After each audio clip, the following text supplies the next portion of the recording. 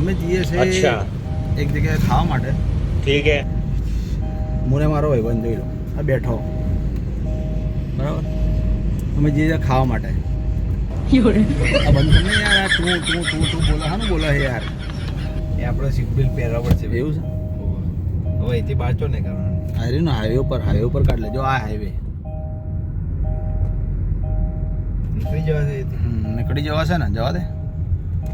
Okay એક ભાઈએ ખાવાનું આમંત્રણ આપ્યું છે ને તો અમે લોકો જમવા માટે જઈએ છે. અહીંથી કાઢ લો. હા કાઢ લે. સોસાયટીનો રસ્તો જો.